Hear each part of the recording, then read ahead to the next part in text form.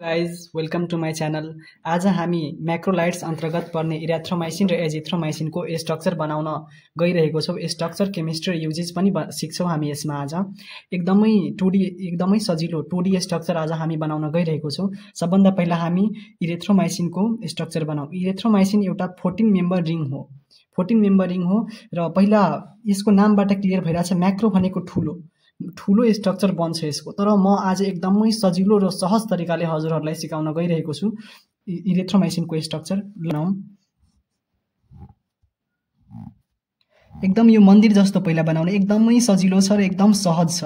पहिला मन्दिर जस्तो बनाउने। यतिसम्म क्लियर छ? ल क्लियर।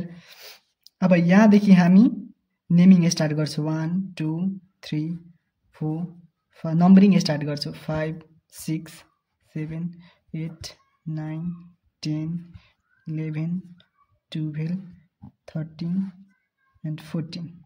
ओके 14 मेम्बर छ। 14 मेम्बर आयो। ल यो न्युक्लियस भयो, मदर न्युक्लियस भयो। अब यसलाई हामी इस्टर्स अफ कार्बोजाइलिक एसिड पनि भन्छौँ वा ल्याक्टोनी रिङ यसलाई पढिन्छ। LACTOनी ल्याक्टोनी रिङ। यसलाई भनिन्छ। यसलाई इस्टर्स अफ कार्बोजाइलिक एसिड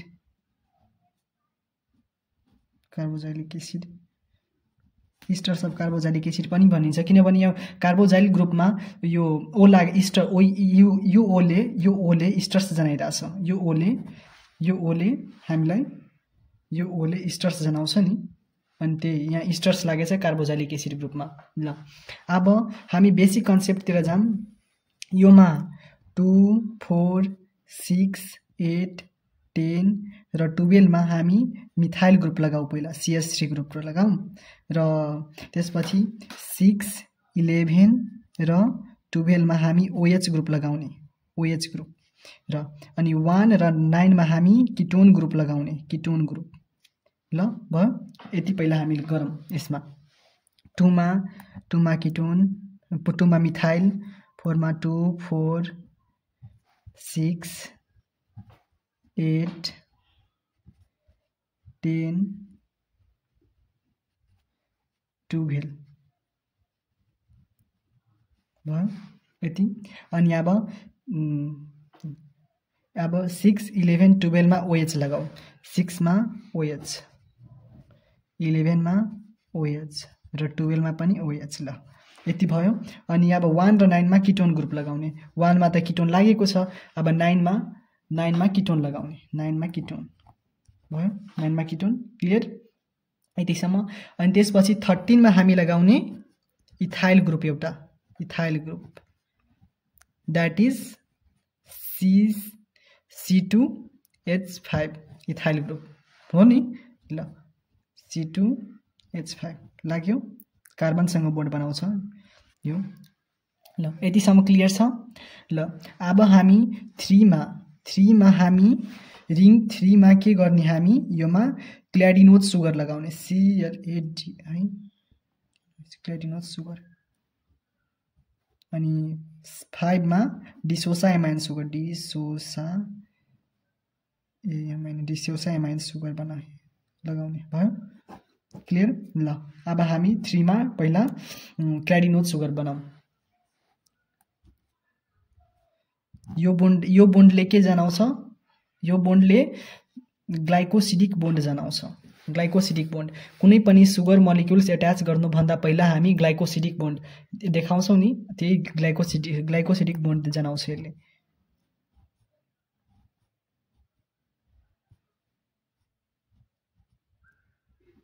एकदम सजिलो छ हेर्नु।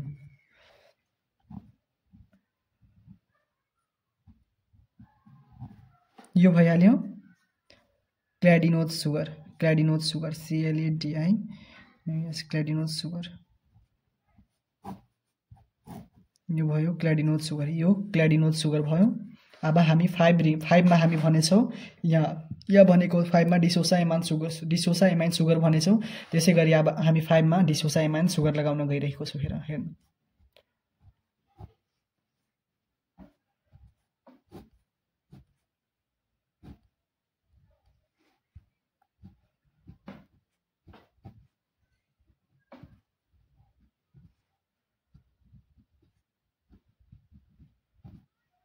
ल भयो हाम्रो यो डिसोसाइमाइन सुगर डिसोसाइमाइन सुगर यहाँ OH हुन्छ ल यो यहाँ सरी गाइज यहाँ OH हुँदैन यहाँ OH हुन्छ डिसोसाइमाइन सुगर भयो यो भयो डिसोसाइमाइन सुगर यो भयो हाम्रो डिसोसाइमाइन सुगर हेर्नु एकदमै सहज र सजिलो तरिका छ 2 4 6 8 10 12 मा हामी मिथाइल ग्रुप एड गर्यौं मिथाइल ग्रुप 2 4 6 8 10 12 मा हामी मिथाइल ग्रुप एड गर्यौं अनि यहाँ 6 11 12 मा हामी हाइड्रोक्साइल ग्रुप एड गर्यौं OH 6 11 अनि 12 मा हामी हाइड्रोक्साइड एड गर्यौं अनि 1 र 9 मा हामी किटोन ग्रुप एड गर्यौं यसलाई किटोन भनिन्छ हैन गाइस हो अनि यसलाई किटोन ग्रुप एड गर्यौं 1 मा छदै थियो अनि 9 मा हामी किटोन ग्रुप एड गर्यौं 9 मा हामी किटोन ग्रुप एड गर्यौं अनि त्यसपछि 3 मा हामी क्ल्याडिनोज सुगर एड गर्यौं क्ल्याडिनोज सुगर पहिला एकपल्ट राम्रोसँग प्र्याक्टिस गरिहाल्नुस् अनि त्यसपछि डिसोसाइमाइन पनि राम्रोसँग प्र्याक्टिस गर्ने अनि त्यसपछि यो रिङमा एड गर्ने डिसोसाइमाइन र क्ल्याडिनोज सुगर राम्रोसँग प्र्याक्टिस गर्नुपर्छ अनि त्यसपछि यो मदर न्युक्लियसमा एड गरिदिने ग्लाइकोसिडिक बोन्ड यो बोन्डलाई ग्लाइकोसिडिक बोन्ड भन्छ हैन ग्लाइकोसिडिक बोन्ड भयो दुवैमा यो ग्लाइकोसिडिक बोन्ड किनभने कुनै पनि सुगर एड गर्नुभन्दा पहिला हामीलाई ग्लाइकोसिडिक बोन्ड देखाउनु पर्छ अनि मात्र सुगर म्युट्सलाई जोड्न सकिन्छ ल यतिकै हो गाइस यदि मन पर्यो भने अर्को पनि स्ट्रक्चर बनाउनको लागि मलाई कमेन्ट गर्नुस् म अर्को पनि बनाइदिन्छु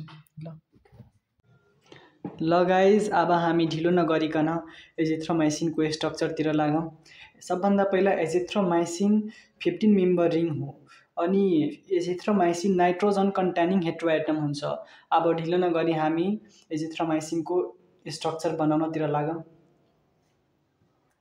पहिला नाइट्रोजन हेटेरोएटम मैले अघि भनेको थियो सेम नाइट्रोजन हेटेरोएटम हो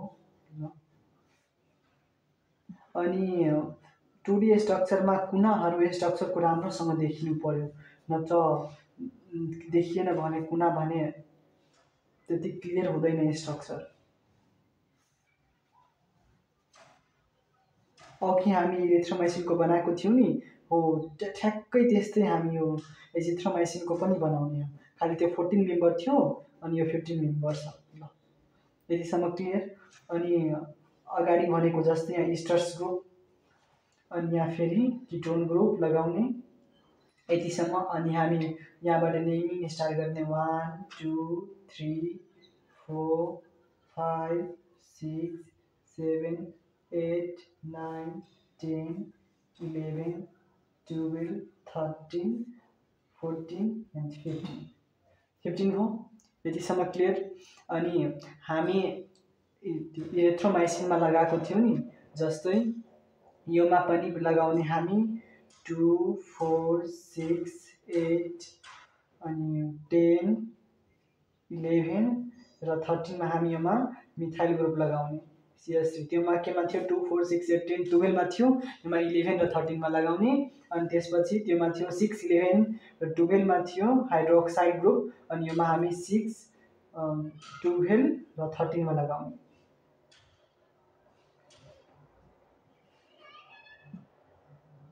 एक बढाउँदै जाने सबैमा अनि त्यसपछि योमा 1 मा मात्र किटोन ग्रुप लगाउने 1 मा मात्र किटोन अनि 10 मा नाइट्रोजन हेटेरोएटम छ नाइट्रोजन हेटेरोएटम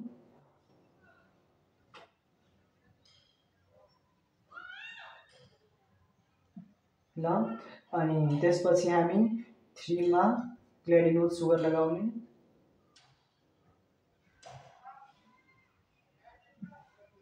अनि 4 मा यानी कि 5 मा सरी 5 मा हामी डिसोसाइमाइन सुगर लगाउने डिसोसाइमाइन सुगर ल अब हामी यति पहिला एप्लाई गरौँ यसमा अनि त्योमा 13 मा थियो इथाइल ग्रुप योमा 14 मा इथाइल ग्रुप लगाउने 14 मा इथाइल C2H5 इथाइल भनेको C2H5 हुन्छ नि हो त्यही हो ल लगाम अब CH3 CH3 CH3 CH3 CH3 CH3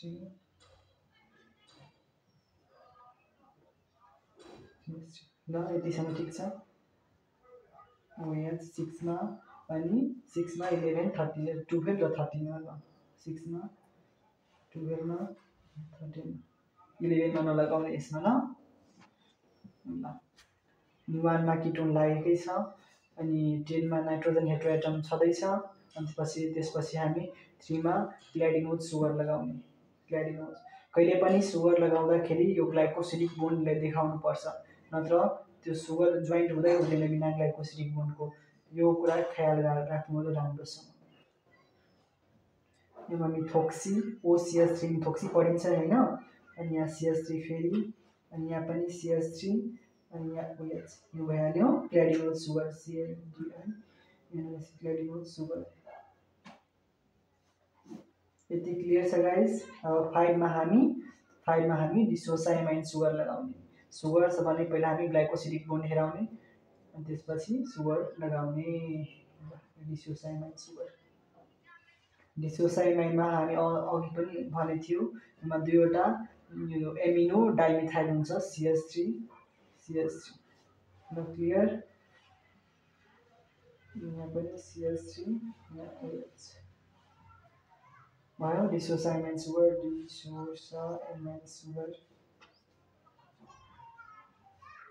clear guys यतिसम्म। ल अब हामी 14 मा इथाइल ग्रुप लगाउने। 14 मा C2H5 इथाइल ग्रुप लाग्यो। ल यो सिम्पल स्ट्रक्चर अफ एजिथ्रोमाइसिनको कम्प्लिट भयो एकदमै सरल तरिका